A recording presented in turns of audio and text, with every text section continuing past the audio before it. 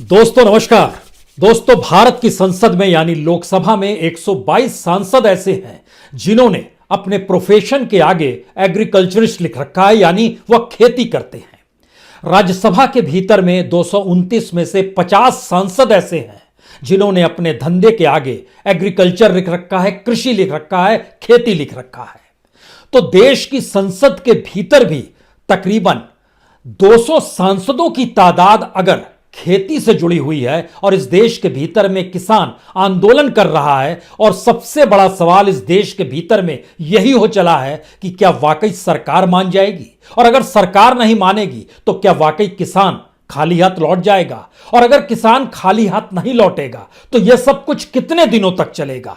क्या सरकार बातचीत एक तरफ करेगी और दूसरी तरफ आंदोलन को तोड़ने के लिए सरकार की तमाम एजेंसियां लग जाएंगी, कभी नोटिस जाएगा, कभी छापे पड़ेंगे, ऐसी स्थिति भी आ जाएगी। लेकिन दुनिया एक बाजार है और इस बाजार में जिसे मन चाहे उसे माल बेच सकते हैं आप, और माल खरीद भी सकते हैं। मार्केट इकोनॉमी यानी बाजार अर्थव्यवस्था का एकमात्र मंत्र यही है, खुली अर्थव्यवस्था है। आप अपने माल को लेकर आइए, वो माल चाहे इंडस्ट्री से निकला हुआ हो या फिर खेती से फसल के तौर पर निकला हुआ, उसकी कीमत आपको मिल जाएगी। और इसी मंत्र को हर किसी ने अपना लिया है, चाहे वो विकसित देश हो, चाहे वो विकासशील देश हो, चाहे वो गरीब देश हो। और ऐसे में भारत के भीतर किसान जब 3 सवालों को उठा रहा है, मंडी को खत्म ना कीजिए, एमएसपी दे दीजिए, कॉन्ट्रैक्ट फार्मिंग की दिशा में मत बढ़िए, तो यह तीनों सवाल कहां मायने रखते हैं। लेकिन क्या वाकई ये 3 सवाल इतने मायने रखते हैं कि संसद के भीतर बैठे हुए जो खुद को किसान कहते हैं, वो आने वाले वक्त में अपनी चौखट पर जब पहुंचेंगे तो वहां पर लोगों के विरोध का सामना करना पड़ेगा? क्या ऐसी स्थिति आ सकती है?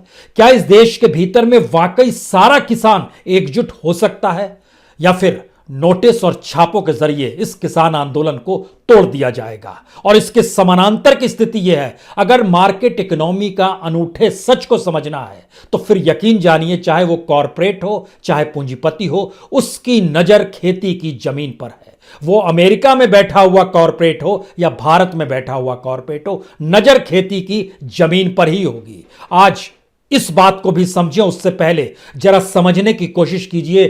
40 लोगों को एनआईए का नोटिस, एनआईए का मतलब होता है नेशनल इन्वेस्टिगेटिव एजेंसी, जो एक लिहाज से देश में किसी भी तरीके से आहत कर रही हो या फिर गड़बड़ी कर रही हो, उनके लिए और उनके खिलाफ काम करने का काम एनआईए का होता है कि उनको वो पकड़े। एक लिहाज से जो देश के खिलाफ होते हैं, एनआईए दरअसल उन्हें पकड़ना चाहती है। लेकिन जिन 40 लोगों को नोटिस थमा दिया गया है, उसमें पत्रकार भी है, उसमें कलाकार भी है, उसमें सामाजिक कार्यकर्ता भी है, उसमें आड़ती भी है, उसमें खेतीहर किसान भी है, और उसमें संगठन यानी नेतागिरी करने वाले किसान भी हैं। उनकी फहरिस्त एक तरफ, दूसरी तरफ पार्लियामेंट की फहरिस्त, तीसरी तरफ दुनिया भर में खेती की जमीन पर नजरें टिकाए हुए कॉरपोरेट। आइए आज इन तीनों को मिला देते हैं और जरा समझने की कोशिश पहले सवाल के साथ, क्या किसान आंदोलन को नोटिस के जरिए तोड़ा जा सकता है? और इस बात का जिक्र एनआईए ने किया है कि जो पैसा आ रहा है वो दरअसल गलत रूट से आ रहा है। इन्फोर्समेंट डायरेक्टरेट के कहने के बाद एनआईए ने नोटिस दिया, लेकिन नोटिस किन्हें दिया है? मसलन किसान नेता हैं बलदेव सिंह सिरसा, दीप सिद्धू हैं, ये कलाकार हैं, अदाकार हैं, इनको भी दिया गया। मनदीप सिद्धू इनके भाई है, इनको भी दिया गया।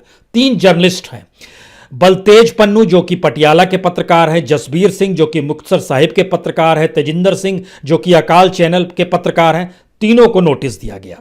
परमजीत सिंह अमृतसर के हैं, नवलजीत सिंह होशियारपुर के, जंग सिंह लुधियाना के, प्रदीप सिंह लुधियाना के, सुरेंद्र सिंह ठिकरीवाल बरनाला के, अमरकोट के पलविंदर सिंह लुधियाना के, जज इंद्रपाल सिंह, रंजीत सिंह दबदबी टकसाल अमृतसर के, करनैल सिंह होशियार, एक लंबी फहरिस्त है, 40 लोगों की फहरिस्त है जो बतलाती है जिन्हें नोटिस थमा दिया गया। और इससे पहले 6 आड़तियों पर पंजाब में छापा भी मारा गया कि आपके पास काला धन है, आपने गड़बड़ी से चीजें की है, उसको आपने इनकम टैक्स रिटर्न में दिखलाया नहीं है। सवाल सिर्फ इतना है, ये एनआईए का नोटिस और इनकम टैक्स का छापा पहले क्यों नहीं पड़ा?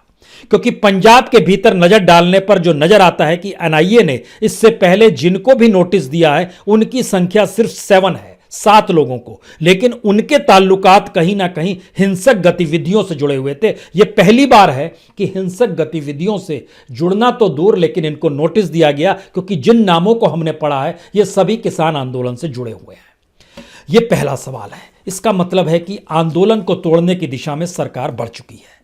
दूसरा सवाल यहीं से शुरुआत होती है, क्या वाकई इस देश के किसानों को बांटा जा चुका है, छोटे और सीमांत किसान और बड़े किसान, और यह पूरा आंदोलन बड़े किसानों को लेकर है, या फिर इस देश के भीतर में धीरे धीरे सारे किसान एकजुट होते चले जाएंगे? हमें लगता है कि इसकी भी परिस्थितियों को आज समझना चाहिए। संसद पर आए, दूसरी दृष्टि किसानों को लेकर है। किसानों के जो सवाल हैं एमएसपी के, कॉन्ट्रैक्ट फार्मिंग के खिलाफ के और मंडियों को जीवित करके, यह समझना चाहिए कि भारत में जो पॉलिटिकल पार्टीज होती है वह अपनी सत्ता को बनाने के लिए और बचाए रखने के लिए अपनी परिभाषाएं गढ़ती है। हमको लगता है आज शुरुआत इसमें पश्चिम बंगाल से करनी चाहिए, क्योंकि आपके लिए भी यह हैरत की बात होगी कि पिछले दिनों जब बीजेपी पश्चिम बंगाल में कूदी तो उसने कहा कि किसान सम्मान निधि के लिए पश्चिम बंगाल सरकार ने नाम तक नहीं दिए हैं।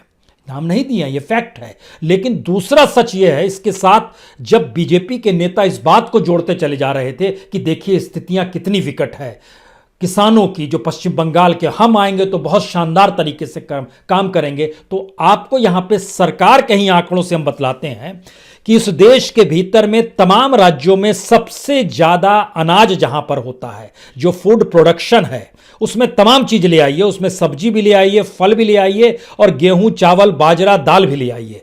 सबको मिला के पहले नंबर पर देश में पश्चिम बंगाल ही है। यह टॉप मोस्ट एग्रीकल्चर स्टेट है। इसके बाद नंबर उत्तर प्रदेश का आता है। चूंकि उत्तर प्रदेश इतना बड़ा राज्य है, दूसरे नंबर पर आता है। पश्चिम बंगाल में राइस, जो चावल होता है, वह 146 लाख टन प्रोडक्शन है। और इसके अलावे फूल गोभी है, टमाटर है, खीरा है, बंद गोभी, बैगन, चिली, जिंजर, गार्लिक, कोवेंडर, टर्मरिक, सारी चीजें होती हैं। व्हीट भी होता है, यानी गेहूं भी होता है। ये सारी चीजें होती हैं। पहले नंबर पर पश्चिम बंगाल है, दूसरे नंबर पर उत्तर प्रदेश है। उत्तर प्रदेश में बाजरा, rice, sugar cane, food grain, सारी चीजें होती है, और इसका नंबर दूसरा आता है। यहां पर जो गेहूं उपजाया जाता है, यह तकरीबन 22.5 मिलियन टन है। लेकिन दूसरी तरफ सबसे ज्यादा गन्ना भी उपजता है यहां पर उत्तर प्रदेश में, लगभग 145 मिलियन टन। पंजाब का नंबर तीसरा है।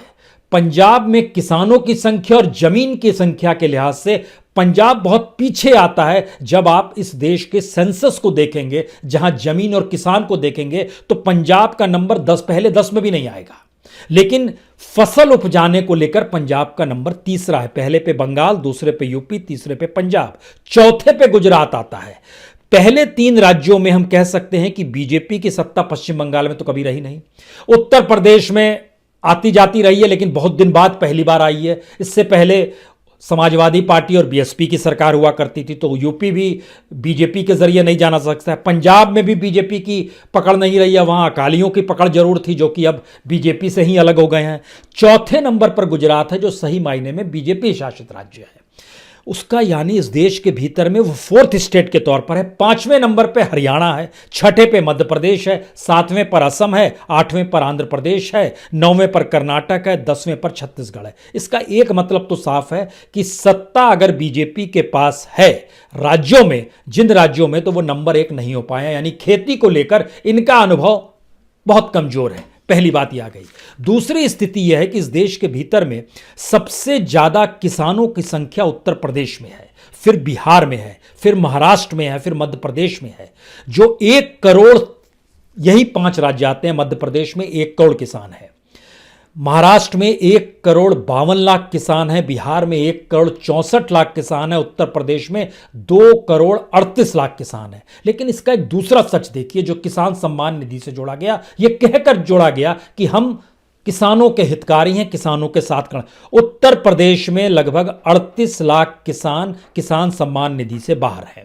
बिहार में लगभग 1 करोड़ 64 लाख में से 1 करोड़ 11 लाख किसान इस फहरिस्त में नहीं आते हैं जिनको किसान सम्मान निधि मिल पाए। सिर्फ 52 लाख लोगों को मिलता है। महाराष्ट्र में 1 करोड़ 52 लाख किसानों में से सिर्फ 86 लाख को मिलता है, 66 लाख को नहीं मिलता है।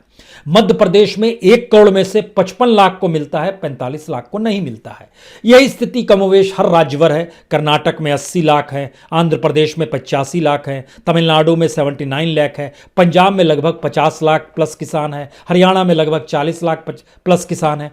ये सारी परिस्थितियां बतलाती है कि किसी भी राज्य में किसान की इकोनॉमी या एग्रीकल्चर इकोनॉमी को उस राज्य की व्यवस्था नहीं बनाती है, बल्कि अपने तौर पर किसान अपनी जरूरतों को किस रूप में डेवलप कर पाए, यह उसके लिए पश्चिम बंगाल शायद बेहतरीन उदाहरण है। और उसके बाद दूसरे नंबर पर उत्तर प्रदेश, इसलिए क्योंकि उत्तर प्रदेश तो इंडस्ट्री वहां पर डेवलप हो ही नहीं पाई। यूपी और बिहार 2 ऐसे राज्य रह गए। पंजाब तीसरे नंबर पर आता है। 93% जमीन फर्टाइल वहां की, जो कि जहां पर अनाज उपजाया जाता है। इसका मतलब फिर यह आ गया कि जिस सिस्टम को इस देश में चलाया जाता है वह सिस्टम खेती के खिलाफ है, और जहां पे वो सिस्टम नहीं पहुंच पाता है, जो राजनीतिक सत्ता और दिल्ली से निकला हुआ सिस्टम या मार्केट इकोनॉमी का सिस्टम है, वहां खेती कमजोर पड़ती चली गई। हम तीसरी स्थिति में आपको लाना चाहते हैं। तीसरी स्थिति इसलिए महत्वपूर्ण है क्योंकि भारत के भीतर में लगातार किसानों की संख्या इसलिए बढ़ी, किसान मजदूरों की संख्या इसलिए बढ़ी क्योंकि कोई सिस्टम इस देश में मार्केट इकोनॉमी को लेकर भी लाया ही नहीं जा सका जिससे इस देश के मजदूरों को लाभ हो। ऐसा नहीं हुआ है। मसलन जैसे हम आपको इमरजेंसी के पीरियड में लिए चलते हैं। इमरजेंसी यानी 1975 में भारत में तकरीबन 7.5 करोड़ किसान थे, और जो जमीन थी खेती के योग्य वाली वह लगभग 16.5 करोड़ हेक्टेयर जमीन थी। यानी एवरेज निकालिएगा तो एवरेज किसानों के हक में 2 हेक्टेयर से ज्यादा आएगा।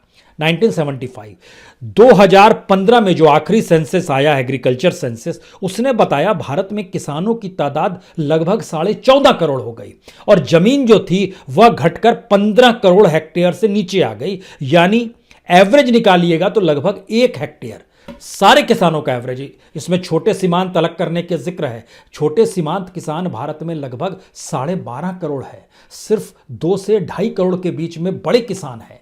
यह एक स्थिति है। लेकिन इसका दूसरा सच देखिए, जिस बात की दिशा में हम बढ़ना चाहते हैं। इस मार्केट इकोनॉमी ने क्या कमाल किया है कि बड़ी तादाद में कॉरपोरेट खेती की जमीन ले रहे हैं। हमको लगता है आज अमेरिका का उदाहरण आपको देना चाहिए, क्योंकि दुनिया का जो सबसे रईस शख्सों में जिसकी शुमारी होती है उसमें एक नाम बिल गेट्स का भी है।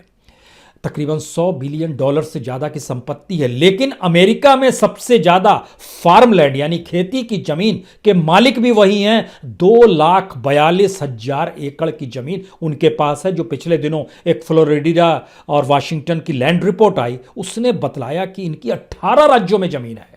लुसियाना में लगभग 70,000 एकड़, आर्कनासस में लगभग 47,000 एकड़, नेब्रास्का में लगभग 20,000 एकड़, फॉनिक्स और अरिजोना में भी लगभग 25,000 एकड़।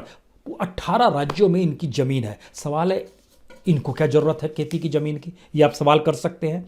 लेकिन जहन में रखिए इस सवाल को, क्योंकि इसके अलावे भी यह भी समझिए कि 2008 अगर याद कीजिएगा तो बिल गेट्स का जो फाउंडेशन है, बिल गेट्स और मिलांडा गेट्स का जो फाउंडेशन है, इसने कहा था कि हम सब सहारा अफ्रीका और साउथ एशिया में भारत भी आता है, वहां पर हम खेती को प्रमोट करेंगे। उच्च उपज हो, बेहतरीन स्थायी कृषि हो, इसको बढ़ावा देंगे, और इसके लिए लगभग $306 मिलियन ग्रांट के तौर पर उन्होंने दिया था। लेकिन इन जगहों पर सब सहारन अफ्रीकन कंट्रीज और साउथ एशिया में भी कॉरपोरेट्स के कब्जे जमीनों पर होने लगे। रास्ता यही था। और इस फेरिस्त में जब आप और भी आएंगे तो आपको यह भी जानना चाहिए कि जैसे अमेजन के जो सीईओ हैं जेफ बेजोस, इनका भी वेस्ट टेक्सास में लगभग 4,20,000 एकड़ जमीन पर ये इनके हिस्से में आती है, इन्होंने खरीद रखी है। इसी तरीके से एक मीडिया, लिबर्टी मीडिया चलाते हैं ये जॉन मैलोन, इनका लगभग 2 मिलियन खेती की जमीन यानी लगभग 20 लाख एकड़ जमीन पर इनको भी इन 8 राज्यों में अमेरिका के। CNN के फाउंडर हैं टेड टर्नर, इनका भी लगभग 20 लाख हेक्टेयर की जमीन पर, एकड़ जमीन पर इन्होंने खरीद रखी है। इनको जमीन की क्या जरूरत है? जब हम इन बातों को कहते हैं तो अब आप यहां से भारत लौट आइए। और हमने शुरू में जिक्र किया कि एक सवाल भारत में बड़ा होते चला जा रहा है, अगर सरकार नहीं मानेगी और किसान वापस नहीं लौटेंगे तो होगा क्या? सरकार किसी दूसरे ग्रह से नहीं आई है, इस देश की जनता ने बनाया है। तो जब तक किसान के आंदोलन को चाहे वो नोटिस के जरिए तोड़ दे, चाहे छापों के जरिए तोड़ दे, चाहे कुछ केसेस लगा के तोड़ दे, तो एक अलग किस्सा है। या फिर इन सारी परिस्थितियों में जो निचले किसान हैं, जब तक उनको मैसेज ना पहुंचे कि यह देश खेती के अनुकूल सिस्टम वाला नहीं है, तब तक वो आंदोलन के लिए छोटे और मंझोले किसान खड़े नहीं होंगे, क्योंकि वह तो 2 जून की रोटी हैंड टू माउथ की स्थिति में जीते हैं। तो वह जब तक सक्रिय नहीं होंगे तब तक सरकार को यह लगता रहेगा कि वोट बैंक हमारा बरकरार है। और यह सिर्फ 2 राज्यों का मसला है, उसमें भी रईस किसान है, उन्हीं का मसला है।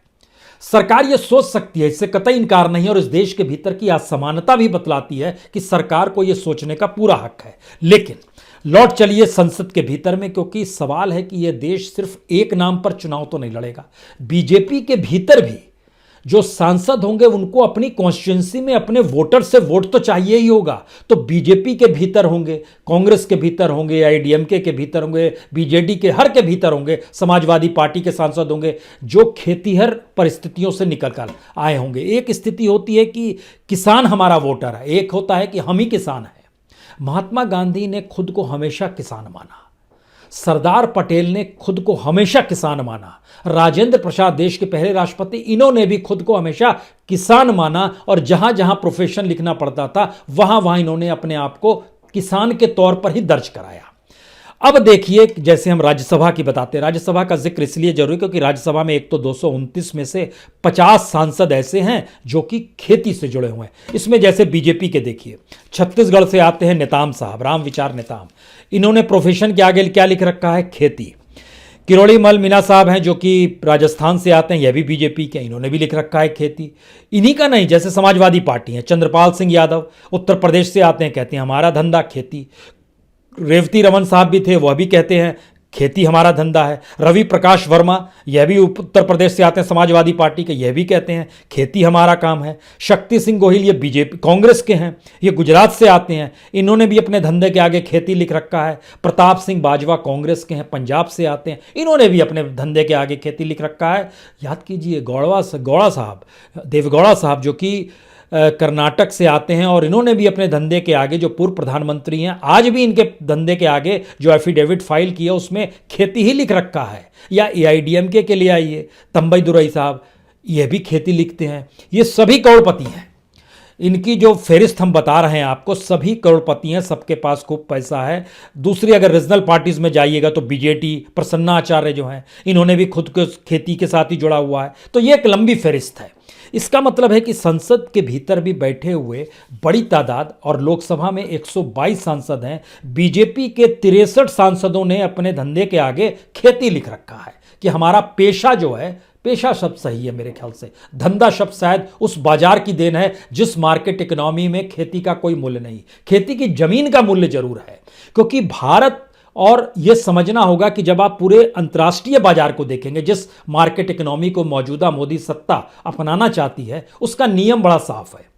वह कोई भी बाजार हो, वो कहीं का भी प्रोडक्ट हो, उसको आप किसी भी बाजार में बेच सकते हैं। भारत का किसान चावल गेहूं उपजा के दुनिया के किसी बाजार में सेल कर सकता है, ये अलग बात है। भारत का किसान अपने दूसरे जिले की मंडी तक नहीं जा पाता है क्योंकि उसका पैसा नहीं होता है, लेकिन बेच सकता है वो। ये एक ऐसी चीज है जिसमें हम कह सकते हैं कि हर किसी को इस देश में अब हवाई जहाज उड़ाने का लाइसेंस दे दिया गया, लेकिन हवाई जहाज में बैठना तो दूर, देखने की परिस्थिति भी इस देश में सबके सामने नहीं है, तो आपने लाइसेंस तो बोल दिया, दे दिया। कुछ ऐसा ही खेल है ये।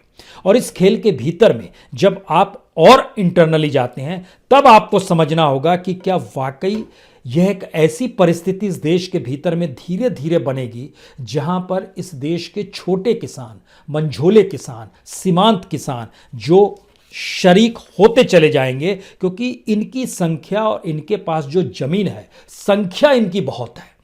इतनी संख्या है कि ये वाकई किसी भी सरकार को गिरा सकते हैं। इसीलिए इनको बीच बीच में कुछ कुछ टॉफियां दी जाती हैं, लॉलीपॉप दिया जाता है। किसान सम्मान निधि को जब हम लोग जोड़ते हैं तो पता चलता है प्रतिदिन किसान सम्मान निधि एक किसान परिवार के लिए 16 रुपए, लेकिन सरकार जोड़कर बतलाती है, कहती है अच्छा हमने आपको 2000 रुपए दिए, फिर बताती है कि साल भर का बजट हमारा 75,000 करोड़ का है। तो किसान भी सोचता है 75,000 करोड़ कितनी बड़ी रकम है, लेकिन जब उसे पता चले कि लगभग 14.5 करोड़ किसान हैं और उसमें भी हर दिन पर अगर आते चले जाएं तो फिर बड़ी मुश्किल हो जाती है और 16 रुपए प्रति किसान को मिलते हैं। यह भी एक सच निकल कर आता है। अब यहां से अगला सवाल और आखिरी सवाल यह है कि अगर इस देश के भीतर में जो राज्य बीजेपी शासित नहीं है, जो पश्चिम बंगाल नहीं है, वो अगर एग्रीकल्चर में टॉप मोस्ट पर है, जो जहां पर किसानों की तादाद सबसे ज्यादा है, उसमें उत्तर प्रदेश आता है, वहां पर बीजेपी की सत्ता है।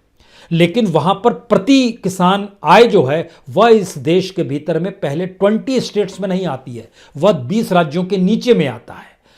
तो फिर इसका मतलब है कि वाकई इस देश में जिस मार्केट इकोनॉमी का जिक्र किया जा रहा है, उस मार्केट इकोनॉमी को अपनाने के लिए और उसको इस देश में लाने के लिए बाय हुक और बाय क्रुक सरकार को काम करना पड़ेगा, तब तक जब तक चुनाव ना हो।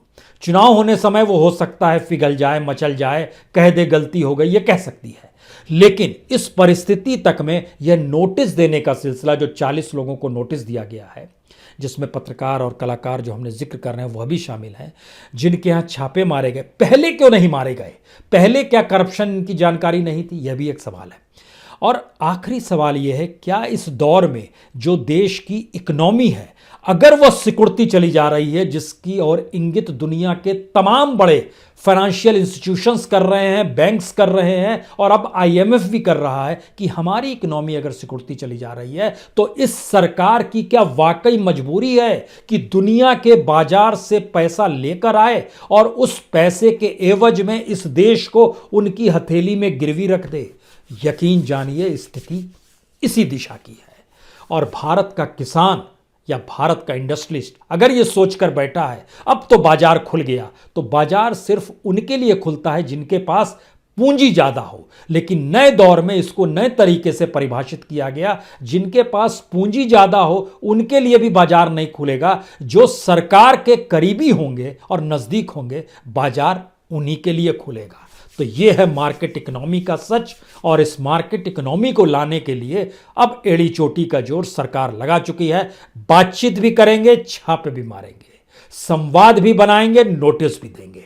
जो करना है कर लीजिए। लड़ाई विकट है और किसान धीरे धीरे अगर टिके रहते हैं तो फिर इस देश के भीतर की तमाम परिस्थितियां उनके साथ जुड़ती चली जाएंगी। और जो संसद के भीतर, तो हमने नाम लिया, आपको जानकारी दी, लगभग 122 लोकसभा में और 50 राज्यसभा में, लेकिन इस देश की विधानसभा के भीतर जो लगभग 4,298 जो विधायक हैं, उसमें से लगभग 900 विधायक सीधे तौर पर खेती ही करते हैं। और कुल मिलाके खेती को पेशा मानने वालों की तादाद 1,500 से ज्यादा इस देश के एमएलएस की है। राजनीति को भी खेती की जमीन चाहिए, सत्ता को भी खेती की जमीन चाहिए और बाजार को वह माल चाहिए जिस माल से ज्यादा मुनाफा बनाया जा सके, कमाया जा सके। सच यही है।